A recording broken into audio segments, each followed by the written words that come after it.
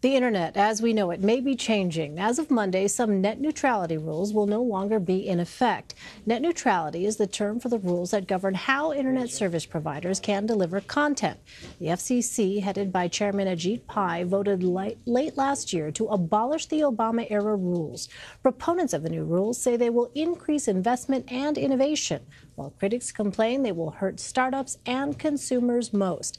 To make sense of what this means, I want to bring Eddy in of PC Magazine to discuss the implications of these new rules. All right, so Max, can you quickly remind us what exactly net neutrality is here, and how did we get to this point? Yeah, so net neutrality is the idea that internet service providers can't slow or throttle or block access to content on the web based on where it's coming from. So everything gets treated the same on the internet. And this has been sort of the rules of the road for the internet going all the way back to its beginnings with ARPANET and in the late 60s up until this very moment. And so under these new rules, are we going to start to see our favorite websites slow down? Well, probably not right away. Actually, a lot of the things that are being rolled back still have to be voted on by the OBM, the Office of Budget and Management.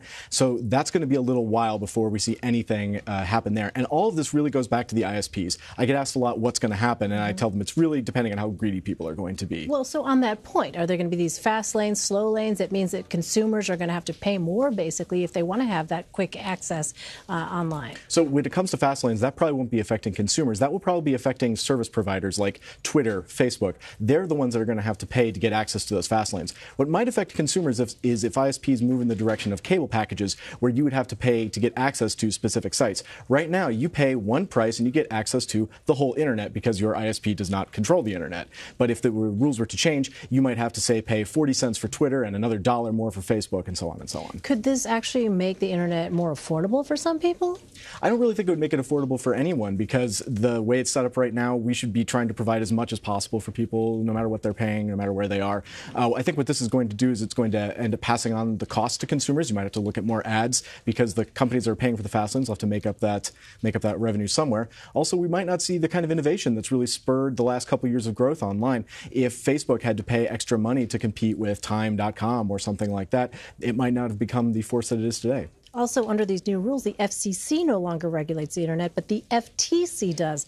What is your take on that? Are they up to the task? Well, I think the FTC is a great organization, and the FCC as well, but the problem is that the FTC is going to be responding, as I understand it, they're going to be responding in response to problems that, complaints that get filed against ISPs, whereas the FCC is a rulemaking organization. They're the ones that can say, these are the rules of the road, and this is how it's going to be. But unfortunately, it's not good that either of these organizations is running the show right now. It really needs to be handled by Congress. Laws need to be passed so that we don't have the situation where every few years someone new comes into the FCC or the FTC and changes how the internet works. Well, what's the reality here of Congress taking action? It seems pretty good. I would actually say it's kind of tossed up in the air. Most people support the idea of net neutrality when you speak to them about it. I think that it's a good chance that we could see some kind of legislation coming down. And in fact, if Congress decides to use the Congressional Review Act to overturn the FCC's overturning of the Obama-era rules, we could see us going back to where we were just a few days ago. All right, we'll continue to watch it. Eddy, thanks so much.